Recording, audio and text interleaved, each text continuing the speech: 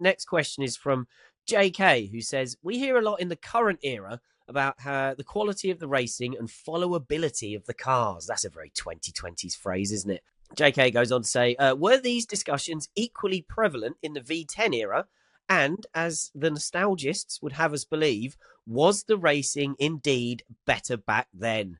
Ben Anderson, the floor is yours. Well, I mean, in terms of the moaning about the followability, I mean that goes back, way into the past, way beyond the V10's era. And I can open any issue of an old Autosport or Motorsport or F1 News magazine.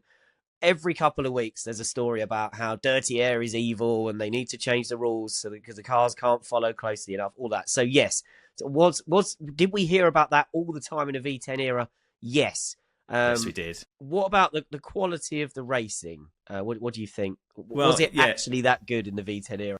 So the followability goes back to the 70s. The quality of the racing, I think it probably evens out, but only because of DRS. So the fact that DRS was invented because followability became so bad, they had to artificially take some of the downforce away, so that you had what David Coulthard would call an overspeed of the car behind compared to the car ahead. Yeah, terrible. I think that tells you everything. That the fact probably the quality of the racing is about the same, but only because DRS is there now, and that creates more artificial overtaking. So I think you could probably legitimately say that racing was better back then in the V10 era because it was purer, and you didn't have artifices like that, or things like blue flag rules where you have to get out of the way.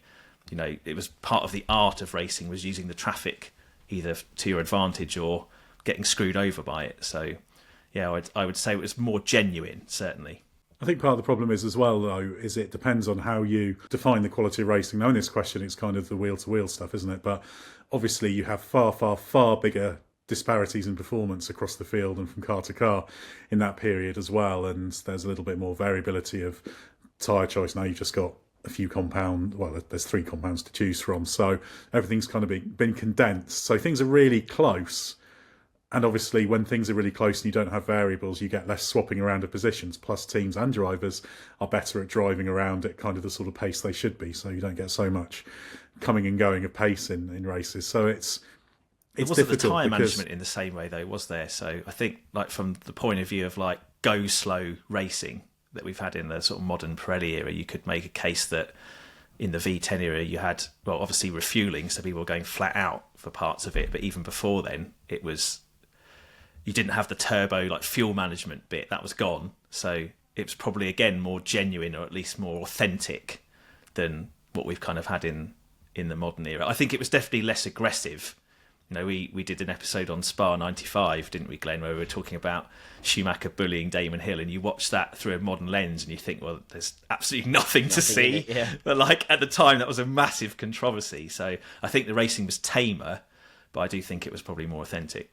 But it's a really good question, isn't it? Because your question of authenticity, now you get people racing, let's say you're managing, etc., you're producing that car's speed more consistently across the range of a stint or whatever. But you'd also have times when people would make these incredible chases of people. I've gone a bit out of the V10 era because this is just the one that leads to mind, but Mansell chasing down PK at Silverstone, for example, which at the time was brilliant.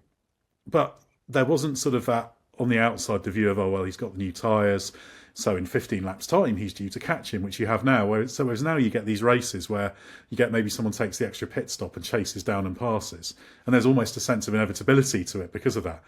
But with the fact there's also DRS involved, so it's quite an interesting question because you can keep going round and round and round in circles about what's the quality of racing, and I think that sums up why it's so difficult to improve, because not only are you bound by the laws of physics, but also what's your metric for improving racing? Because I think we'd all agree that you could have a brilliant Grand Prix. Let's say if you had one of those Imola races with Alonso and Schumacher, and there was just one pass, 3 laps from the end, and the result turns, you'd say, what a brilliant race that was. Because you don't necessarily, it's not more passes is necessarily good. So it's endlessly complicated, and there's no kind of automatic answer for what makes things work, because overtaking is easier if you have bigger performance disparities. But if you have bigger performance disparities, everything's more spread out, and you don't have such exciting, intense racing. And that's why I think F1 struggles, because it runs in different directions and thinks, oh, over there, that's the solution, we'll do that. And it runs over there and says, okay, we've got more overtaking, but it's cheap overtaking, it's artificial. So it runs in another direction. Why do we not think of these unintended consequences? And that's the thing. You're not dealing with a thing where you just sort of tick boxes or press buttons. It's not a binary thing. You're kind of trying to keep this sort of three-dimensional dial right in the middle where it's really, really good, and it just is really, really hard to do. And it moves all the time. And a lot of these, if you look further back, seasons also get distilled down into highlights reels, don't they? Whereas if you sit through a whole season now of 24 races and 6 sprints, you'll live the boring bits where nothing's happening, whereas you forget them from the past. So it's endlessly interesting, which is why I've endlessly rambled on about it. I think the lack of reliability and the much lower fidelity of data and sensors and engineering in the V10 era also makes it more exciting. As fans watching Formula One in the 90s, there was always this jeopardy that your favourite driver or the race could turn on a random failure for anyone, whether it's engine, gearbox or what else, or sometimes suspension, the car just falling apart in the middle of the race. That just doesn't happen now. There are crashes, and maybe there are more collisions because the cars are stronger and people are more aggressive in their racing styles, but unreliability now is kind of the exception rather than the rule. And I think that has a knock-on effect in terms of how you enjoy the race, because I think it's more likely to become settled into a pattern now that, again, because of the way Ed outlined, you can read it because you've got so much more information. Whereas, back in the day, when there was just much less of information available to everybody, there was just a greater sense of jeopardy, I think, in every race. Yeah, certainly that feeling that you could have the sudden failure, I think, did add quite a lot to the things. There was always that feel that every lap was you had to watch all the way to the end, didn't you? The commentator's curse was a thing, wasn't it? Like, it was a proper thing with Murray, and I don't think you'd really have that now. I think actually that's the one factor you can be emphatic on and say that in terms of the viewer experience, it's got worse because of that, except in scenarios where your favourite driver explodes or their engine explodes with 2 laps to go. Not too many exploding drivers in the V10 era. Thankfully. The Mansell PK Silverstone 87 thing, while you were talking about that, it got me thinking, we've had equivalents of that in recent years. Like, there's been a few Hamilton Verstappen races where somebody pits with 20 laps to go or something. They time it perfectly, so the guy in the lead can't respond next time around, and then we all just sit there going, well, he's got 19 laps, he's going to catch him at 1.5 seconds a lap, he's going to pass him with 3 laps to go, and then it happens and you sort of go, oh, well, that was interesting for 15 seconds when he finally got past him, whereas 30 years ago that would have been, oh, he's hunting him down, is he going to get there? Well, here's a great point, because back then the chase and then the pass for the lead was the exciting thing. But now you almost get, when you have a scenario like that, and they say, oh, they're going to catch him in 15 laps and there's 20 laps left.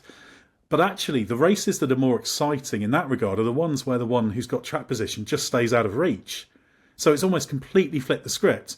You don't want the late pass so much. It's the one that just manages to just eke out that little bit more, which is really strange and says something about the way that the racing has changed. Not necessarily for the best, but I think now when you get that scenario, there's that feeling of inevitability. So, yeah, the one where the brilliant driver, brilliant bit of tyre management just keeps them a few seconds ahead is the impressive thing, and the thing you're almost cheering on. Isn't that weird? Especially given that the battle is over as soon as they're past. Yeah, bizarre. Just it's funny how man who's in lead by 30 seconds hangs on to win by a few seconds becomes the against the odds outcome there. Yeah. Again, because we know so much now